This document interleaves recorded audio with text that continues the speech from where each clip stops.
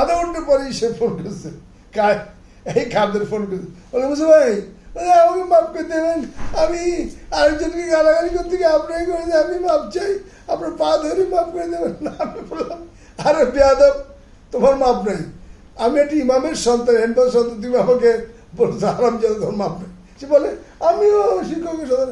আর তুমি শিক্ষকের সন্তান, তোমার বাবা তোমার মানুষ করে রেখেছে, তুমি অমানুষ। আচ্ছা, তুমি অমানুষ, তোমার কথাগুলো রাখো, রেখে দিলাম। অর্থ একজন উদীয়মান বারাক ওবামা।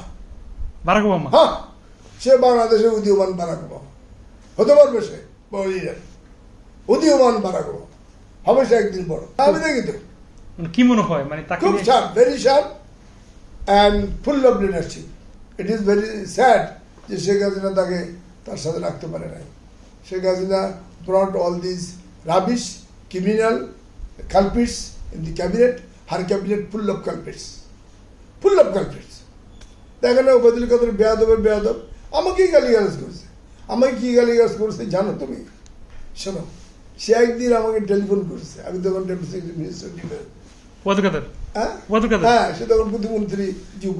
ওই বেয়াদব বেদবিজ ফোন করেই গালিগালাজ শুরু করে দিয়েছে। আরে আমি তো বুঝতে পারছি না কি সারে নজরুল।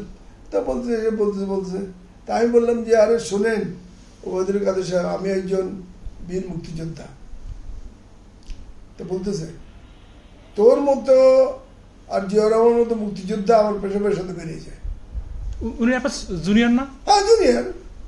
তা আমি তাকে বললাম যে আরে কি কথা বলেন, আমার বাবা যে হেডমাস্টার ইমাম, আর আপনি এইভাবে কথা বল, তুই আরামজাদা। হ্যাঁ, তোর বাবা কি কি খারাপ গালা গেছে, তা আমি রেখে দিলাম। তো ওই সময় আমার সাথে শেখ হাসিনা ভালো সম্পর্ক ছিল, কারণ 96-তে প্রধানমন্ত্রী আমি এবং ডক্টর আলমগীর এবং জেনারেল মাহবুব থেকে তাকে এই পদে আনার জন্য আমাদের সর্বোচ্চ অবদান ছিল, সে জানতো।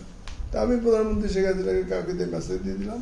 এটা অল দিস থিংস লাস্ট মোমেন্টে গভর্নমেন্ট যখন চলে যাচ্ছে, এই সময় মানে সামথিং গোয়িং রং, তার চারপাশে যারা আছে সাইকোমেন্টস বুঝে তো, যারা পা চাটে, যারা পেশাব করে দিলেও খেয়ে বলে আরে সরাবন তহুরা খেলাম। সরাবন তহুরা নাম শুনেছ? কোরআন শরীফে আছে, এই কোরআন শরীফে আছে সরাবন তহুরা। আল্লাহ বলছে যখন মুমিনদেরকে বেহেশতে নিব, বেহেশতে ঢোকাবার প্রথম তাদের হাতে আমি সরাবন তহুরা, এই বেহেশতের শরবত পান করাবো। আচ্ছা, তখন তারা সুন্দর যৌবন দীপ্তময় উঠবে।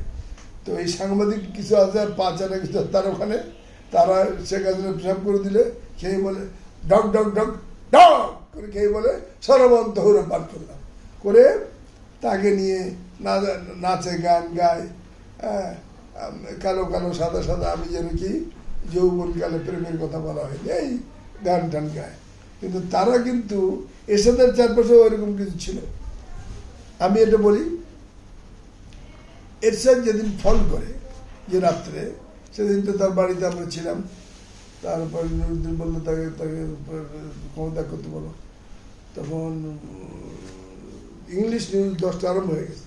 তার 4-5 মিনিট পরে আমি ফোন দিলাম টিভিতে, এবার নিউজের নাসির বলে একজন ছিল, টেলিফোন ধরলাম।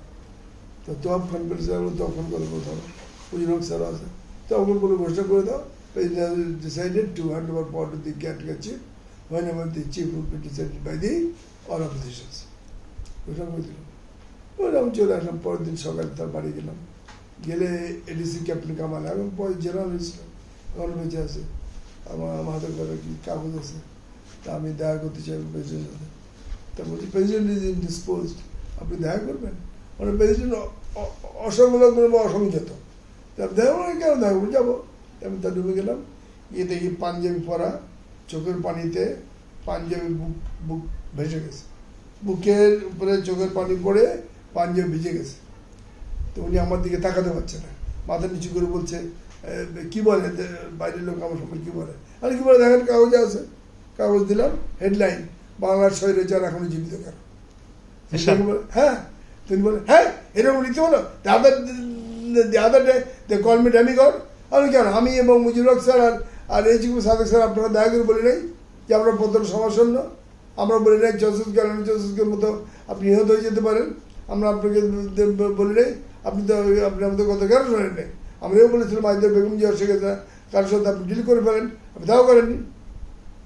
তখন উনি বললো, এইটা আমি বলি, উনি বলল সকল জেনারেল, সকল মন্ত্রী, সকল সচিব আমাকে বলছে সমস্ত দেশবাসী আমাকে ভালোবাসে, আমাকে খলিফা উমর রাদিয়াল্লাহ, খলিফা ওসমান রাদিয়াল্লাহ এদের মতো ভালোবাসে, শুধু তুমি আর ক্যাবিনেট সেক্রেটারি আর এই চুপ সাথে, বুঝলে এই তিনজন মধ্যে সব তো আমাকে বলছে সব আমার কন্ট্রোল আছে। হয় কি,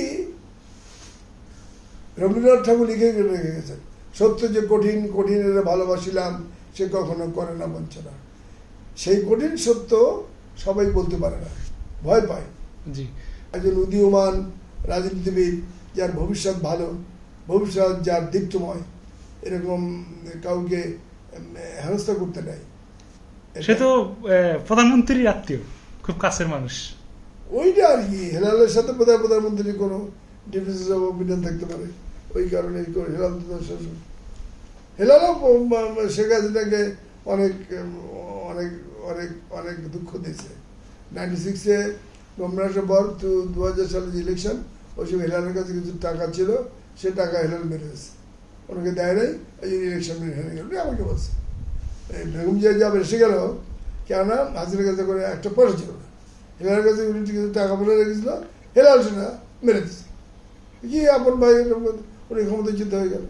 সেই জন্যে হেলালের সাথে তার কোনো কনফ্লিক্ট থাকতে পারে, এই জন্য জামারি বুদ্ধি চলতেছে। তাই আমি মনে করি যে ইনশাল্লাহ গুড সেন্স উইল প্রিভেল।